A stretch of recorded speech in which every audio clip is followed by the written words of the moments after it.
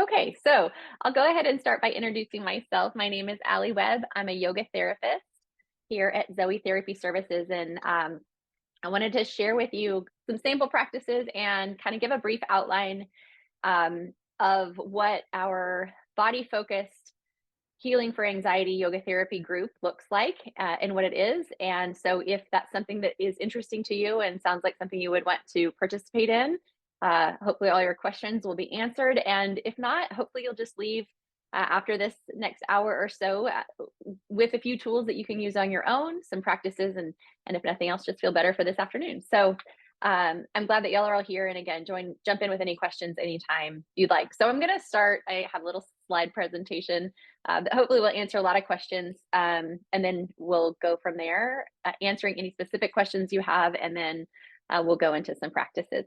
Okay, so this is, again, body focused healing for anxiety. It's an 8-week yoga therapy group. And I'm going to, we'll talk about what that means exactly and how that's different than a yoga class. So first, what is yoga and how can it help with anxiety? Well, yoga means union, and so it's the union of mind and body and spirit. And so it takes into account the physical body, the mental body, the emotional body, the spiritual body, all of these different layers that we have to what makes us who we are, what makes us human. We can't really separate just the physical or just the mental or just the emotional out. We really have to address them all at the same time. And so yoga does that. And when we think in terms of anxiety, it's a cycle of thought, which we'll talk about a little bit today, and we go into a lot in the group. Anxiety is a cycle that begins in the mind as a thought. We feel the sense of an alarm in the body. We feel some physical sensations of discomfort in the body as a result of those thoughts that are fearful in some way. And then that cycle continues. The fear or the alarm in the body kind of confirms that the thought must be true in the mind. And then we feel it even more intensely in the body, which then confirms it more in the mind. And so it's this cycle that has to do with our physical body and our nervous system and the thoughts that we're having. And we can't just address the thoughts. We have to also address it in our body. And so when we can separate the mind and the body a little bit, then we can start to heal the anxiety and see what it's really trying to tell us. And that's what we do in this yoga therapy group. So here's just a little chart I made that explains the difference between a yoga class, which some of y'all may be familiar with, and a yoga therapy group or session. And so specifically in a yoga class, it's based primarily on instruction in yoga techniques. It's more of a general practice. It's a general application of the tools and practices of yoga. So there might be some movement, there's some breath work, there may be some meditation, but it's usually a little bit more physically focused. Not necessarily fitness focused, but oftentimes it is. But it really addresses the physical body for the most part. A little bit of emphasis and, well, hopefully a lot of emphasis on breath work, maybe a little bit of emphasis on meditation, but doesn't really get into the therapeutic applications of these things. It just, it's more of a group setting, a little bit more general, a little bit more physically focused. It's often a community practice like a class, and it's led by a teacher. And there may be some options and adaptations given for individuals, but it's not really taking into account specific situations that the participants might have. Yoga therapy is the therapeutic application of the tools and practices of yoga as far as the level of experience and training that a yoga therapist has compared to a yoga teacher. In most cases, yoga teachers have about 200 hours of training under their belt before they start teaching yoga classes. Some will go on to get another 300 for 500 hours of teacher training. And so there's a 200-hour level and a 500-hour level teacher trainings for yoga teachers. Yoga therapists do another 800 hours over the 200. So it's 1,000 hours altogether. About 150 to 200 of that is work with clients, supervised, mentored clinical practicum hours. And so it's a significant difference in the level of training and education and practicum. And the purpose of that is to really address specific conditions. So it can help with anxiety, with depression, with lots of mental health conditions, post-traumatic stress, chronic health conditions, things like heart disease, diabetes, cancer care, all sorts of things like that. So it's the therapeutic applications of these tools and practices. And it's not necessarily focused on physical movement. So in this yoga therapy group setting, we don't do a lot of poses, at least not that we would recognize as yoga poses. We use the body for sure. We do some movement, but it's not necessarily going to look like a yoga class. There's not a lot of warrior poses and downward dogs. It's more, again, the therapeutic application of all these different tools that we can use, not just the physical part. Again, it addresses all the physical, mental, and emotional and spiritual levels of the body. It can be individual or in small groups. In this case, we're talking about small groups. I do work one-on-one with individuals as well. And a yoga class is generally led by the teacher, and everybody just follows along with what the teacher says to do. In terms of yoga therapy, it's really teaching the client to be empowered towards their own self-healing. So it's teaching these tools so that then you have access to them anytime. They become your own personal resources, your own toolbox of things to use in the moment, and also things to use long-term toward ultimately getting to the point of, if we can even say, healing from anxiety, as opposed to just managing anxiety. If we really can get to the root of what the anxiety, when and where and how it began, and how do we move forward with it, what it's trying to tell us today, and how we can learn to create new patterns and new pathways in the brain to hopefully not really have it so much anymore. And when we do have it, know how to manage it. So yoga, if this may or may not be new to some of y'all, but there are what we call 8 limbs of yoga, and there's all of these different parts of yoga. And if you look down here, asana, or the physical postures, is just one of the 8 limbs. In yoga therapy, we do a little bit of movement. We definitely use the body, but for the most part, yoga therapy is focused on the other 7 limbs. The yamas are it's kind of universal morality. It's how we treat other people, and it's things like being truthful and not stealing and not harming others and things like that. The niyamas are personal observances. These are things like self-study and discipline, purity, taking care of ourselves. So this is kind of how we become our best version of ourselves. Asana, again, is physical postures. Pranayama is breath practice. We use a lot of different breath practices in this yoga therapy group. Pratyahara is the withdrawal of the senses. And so this is how we can learn that life can be crazy and chaotic all around us. People can behave however they're going to choose to behave. And we can still find a sense of inner peace within ourselves, that we can manage ourselves, we can stay calm, we can stay at least some level of peacefulness within ourselves, so that we can respond accordingly to situations and we don't feel super reactive, and we're not as affected by our external circumstances. So that's that practice. Dharana is concentration, and dhyana is meditation, and these kind of go together. They're similar. But if we know, we may have experienced, if we have anxiety or a lot of chronic stress, it's hard to concentrate. And so this is a practice where, again, we get our bodies and our brains and our nervous system into a calm place so that we are better able to concentrate and therefore move forward with whatever big things we have going on in our life. Again, meditation is a big part of the practice, and ultimately we're working toward absolute bliss. We may not get there in 8 weeks, but that's always the goal we're working toward. And that's the 8th limb of yoga. And that's just a kind of a connection to something greater than ourselves, a sense of purpose, a sense of contentment and peace, regardless of our circumstances, is what samadhi kind of is encompassed by. So that's just a little yoga education there, yoga philosophy. In yoga therapy, and particularly in this 8-week group for working with and managing anxiety, we start with awareness. So first we notice our patterns, we recognize the feelings and emotions that we have and what we feel in our body and how it feels. We start to define it. And instead of pushing it away and resisting it and trying to avoid it, we really allow it in, to become aware of what we're experiencing, so that then we can decide how we want to move forward. There's a significant education component to this, because I strongly believe that the more you know, the better you can work towards your own healing. There's so much power in knowledge. And so we learn a lot about the nervous system. We learn about the polyvagal theory, which has to do with regulating the nervous system and feeling safe in our bodies. And I'll go through the outline in a little while. We'll talk about a lot of the other education components of it. We do some self-discovery. So we have some quizzes and some assessments, and we learn about ourselves and the patterns that we might have, so that, again, we can decide what we want to do with those, if we like those patterns and behaviors, or if we want to change them. We do practice every week. We don't necessarily have to roll out a yoga mat to do that, but we start to incorporate these practices in our sessions. And then you always have home practice to do. The idea is that you start to use these in your everyday life, integrating them into whatever you're doing, whenever you're doing. So you start to know which tool works best for you in which situation. A lot of these tools only take a couple of minutes at a time to do, and we don't need a whole hour-long yoga class.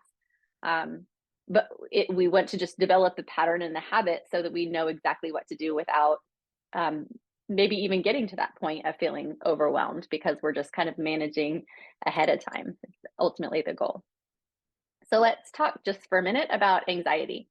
And anxiety, as I said, is this cycle of thoughts and feelings in the body. So we start, well, who knows where it starts, right? But it's a continuing cycle. But let's say we start with anxious thoughts about the future. Anxiety is future focused. There's definitely some effects from the past that inform this anxiety, but it's always, anxiety is forward focused. So it's thinking about, worrying about, concerned about something happening or something not happening the way it's supposed to in the future. And when we believe the anxious thoughts that we're having, our body gets scared. And when our body gets scared, it moves into its fight or flight response. So when the body senses our fear, it goes into that sympathetic stress response, which then triggers the feelings of fear and alarm in our body, which then confirms the thoughts in our head must be true. And then that cycle just continues until we break it. So it's a mind-based thinking of projections, expectations, stories, and thoughts about the future. We talk about the nervous system a lot in this group because ultimately our goal with all of these tools is to rebalance the nervous system. We want to bring the body out of a state of chronic stress that it probably tends to live in most of the time if we are experiencing anxiety. And we want to teach the nervous system that where it's supposed to stay is down here, and the rest and repair and digest parasympathetic nervous system response, so that when something happens and we need to respond to it appropriately, we can activate the stress response. And then when that event is over, we can come back down. When we are living with chronic stress, we're constantly up in this sympathetic nervous system response, which is our fight or flight response. That's our body's automatic response to threat. And when we're in that nervous system response, the logical part of our brain, the executive prefrontal cortex, the executive functioning part of our brain, is not, it's not functioning. It's really turned off during that. And the amygdala and the fear center part of the brain, which is the more primitive part of the brain, is driving the bus. And so we need to calm down the amygdala, calm down the alarm system in the brain so that we can follow through on goals that we have, make behavioral changes that we want to have. When we know what to do, but we just can't seem to get it done, that's what's happening here. And so when we can calm the nervous system down, then all of a sudden, when we know what to do, we can actually act on that more appropriately. So some of the things that happen when we're in fight or flight is that our heart rate increases, our breaths are shorter and more shallow. And when we're in a stress response, the body is designed to suppress all of the other systems in the body because all it's worried about is survival. Short-term acute threat is what this system is designed for.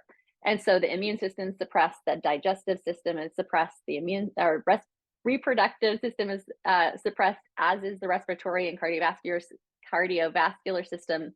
They're kind of shut down briefly because we don't need them to be working optimally. We need to focus all of our attention on the danger.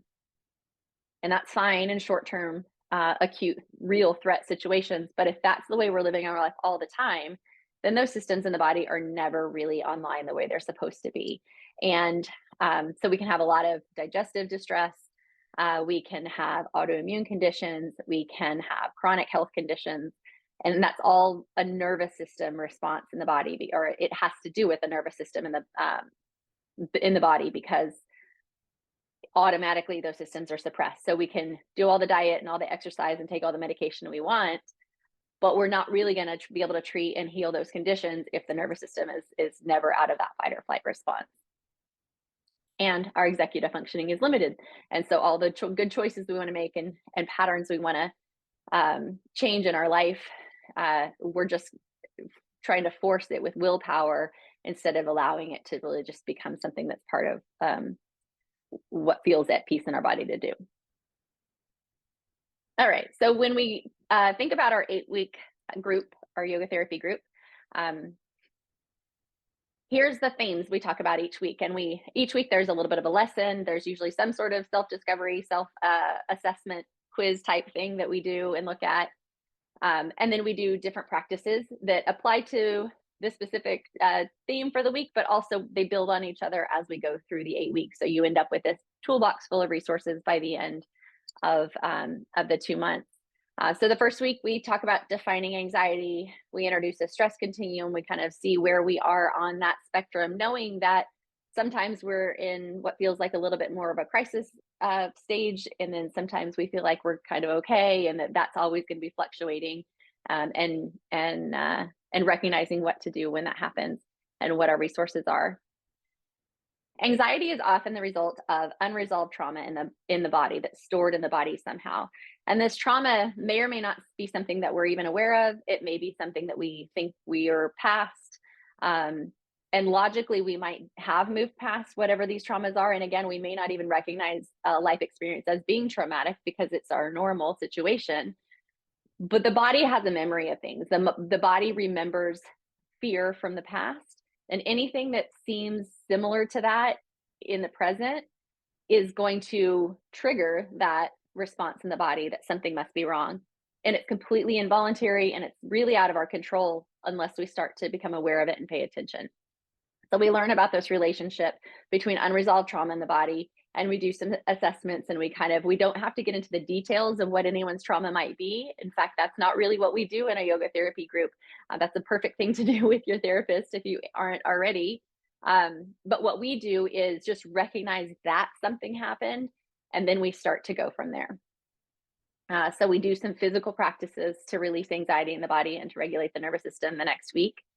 We talk about attachment theory, which, if you're not familiar, it has to do with the way we were attached to our primary caregivers in most cases, but it can also have to do with significant relationships in adulthood too, and how secure we feel in different relationships and what our response to that is. And so it's really interesting to have this assessment, to do this assessment and to see where we lie. And this is usually kind of an aha moment kind of week, because people are like, oh, that explains why I act this way in these situations. And so that's a self-discovery tool that we use, and again, decide how to go from there. We also learn how to reparent our inner child, which sounds a little woo-woo, but it is, but it's amazing too. And what we recognize is that while in the past, sometime in our life, either in childhood or early adulthood or later adulthood, there's something that we weren't getting that we needed.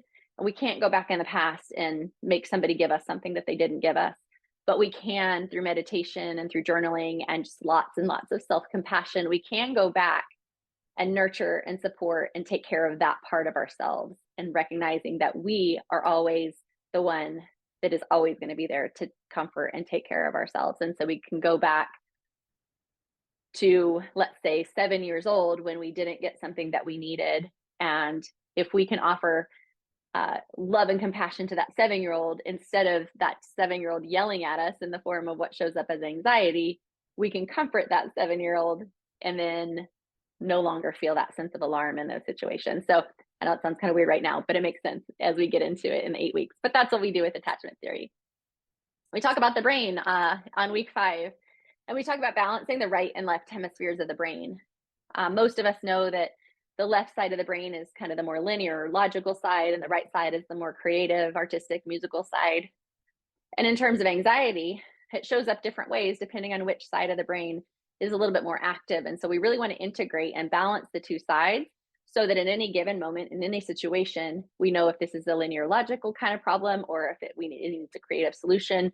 And our brain can very easily switch back and forth between which one of those is the best way to respond, instead of getting stuck all in our emotions or getting stuck all in real black and white thinking. So we do some practices to integrate the two sides of the body.